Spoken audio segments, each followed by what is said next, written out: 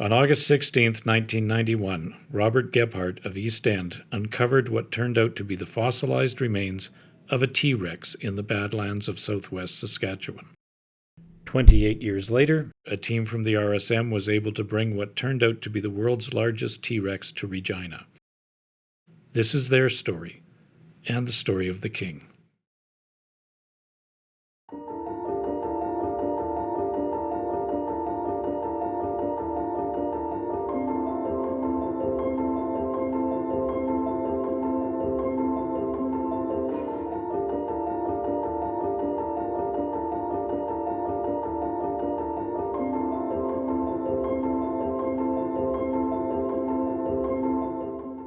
This story goes back almost 30 years.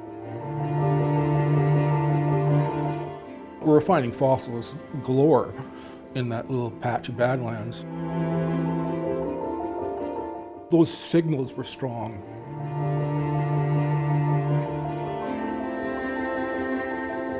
Within 5 minutes, I found the teeth in the jaw.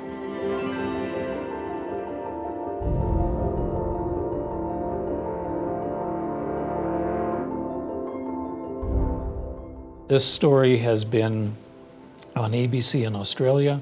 I've picked it up from Jakarta, Pakistan, Spanish language media, 4 prominent dailies, including the Times of London in Britain, all over the world. And I can't think of a good news story from Saskatchewan that's had that impact, right? The whole world is looking at the place, right?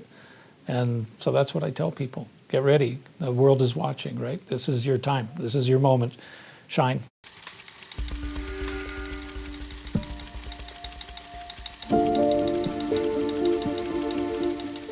I found out that it was T-Rex for certain, because until you remove the hill, you really don't know what you have.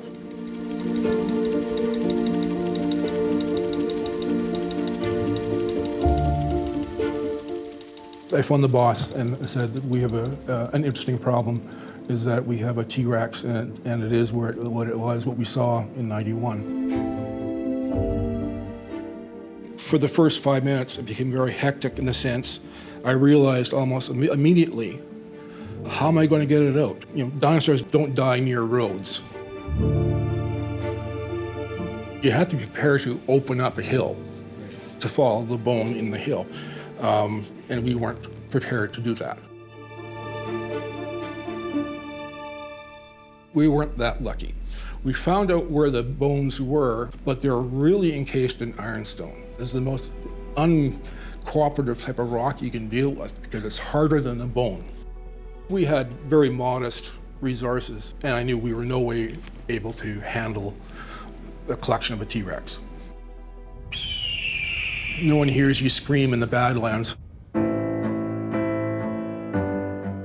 I'm the curatorial assistant for paleontology here at the RSM in Regina.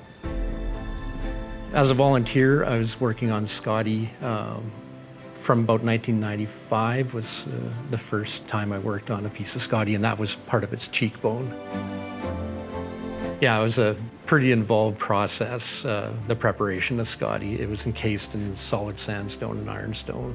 So it was just like hours and hours of using a tool called an air scribe and chiseling away the rock from the bone.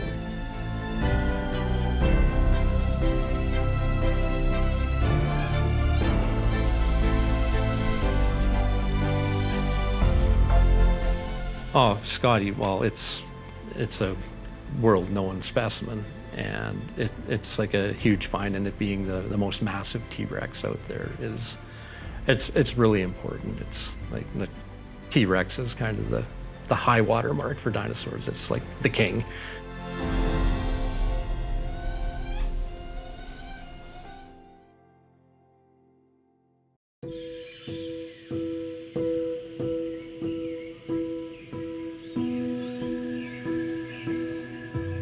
So I'm a paleoecologist, which means that I study not only dinosaurs, but all of the other animals that lived at the same time as the dinosaurs, as well as the plants and the climate, and the interaction of all of those factors is what we call an ecosystem. So it's basically studying an ecosystem, but in the fossil record.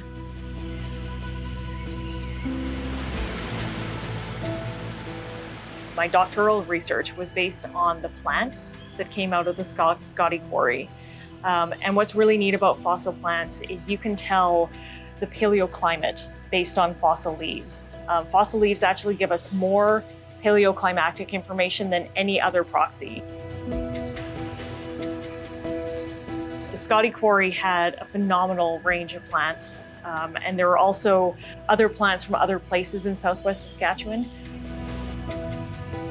Together, those resources gave us a really accurate estimates of the paleoclimate when Scotty was around. And so that's one aspect of my research that is now in the new exhibit.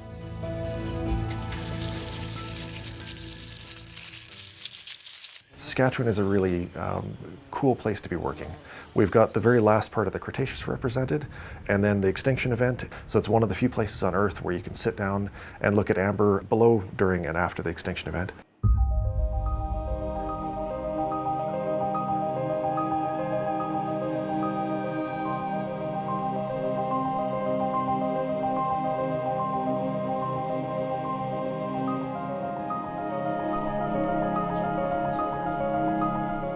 I've been helping a little bit with the exhibit development, or the underlying story for the exhibit, but more than anything else, helping with some of the research that's been ongoing on the skeleton.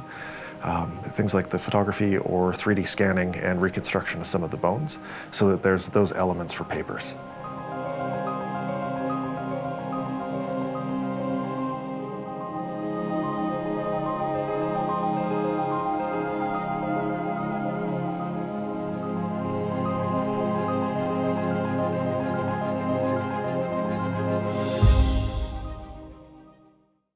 You know, the exciting part of any exhibit project, and especially this one, is the change that you get to see and make within the museum.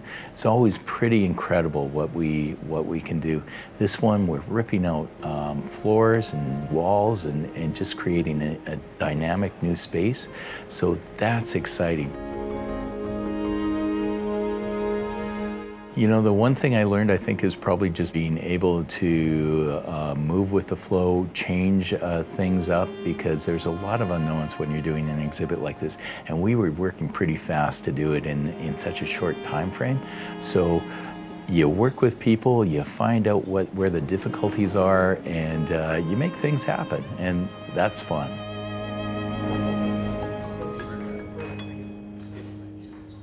Well, we're here to assemble Scotty, the sort of the newest, baddest T-Rex in town.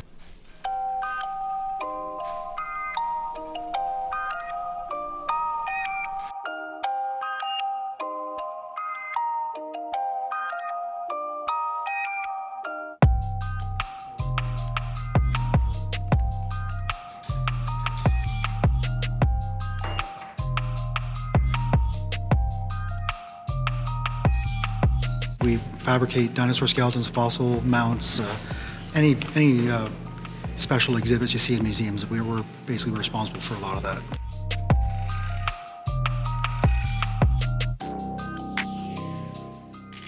We've had about 4 people at it for a good 4 or 5 weeks. Like it's a good amount of man hours. Like you're looking at probably about 1,000 man hours.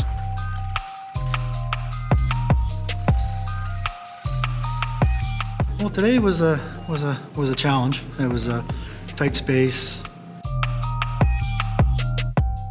When I first seen the fossil come to our shop and we started developing the rest of the skeleton, filling in the blanks, but now we all knew we had something special. Our company mounts most of the major T-Rexes in the world, including Sioux and MOR T-Rex. You know, the method of lifting was a little archaic. This, from the sheer size and stuff, we knew it was comparable to or bigger than most. I think it's going to be a great feature having the skull reaching up to that second balcony there. You know, people come around that corner, they're just going to see that big mouth open right there. And I think they've mission accomplished. We have, I think for the first time, we have something no one else in the world has. I think they will be awestruck. I think it'll be a moment that when they walk into the room, they will just go, wow, an actual, real, breathtaking moment, so that they will remember for the rest of their life. The first time you see Scotty is going to be amazing. He is going to fill up that space. He is going to be 22 feet up in the air. The top of his nose is 22 feet up in the air. You're going to be able to imagine what it would be like to see this thing running around Saskatchewan 65 million years ago. The fun thing about having Scotty at the Royal Saskatchewan Museum, and he's already at East End, but the fun thing is we finally become a real dinosaur museum. We've always been a dinosaur museum, but we just had such small sort of dinosaur exhibits.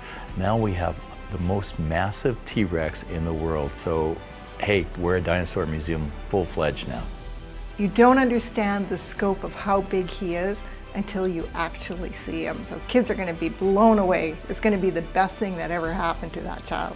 He just brings a sense of wonder to science and what we can learn from the past. For us at the museum, this is amazing. It's incredibly exciting, everything that's gone on here. It's changed everything for us. It's a generational moment for us. It's brought the museum back to life. It's brought Scotty back to life. And maybe if we're lucky, it'll help add some more life to the city. So it's incredibly exciting for everyone involved, and I've never been more proud to work with a team of people. Their artistry, their integrity, their endeavor is just unbelievable. It's incredibly exciting.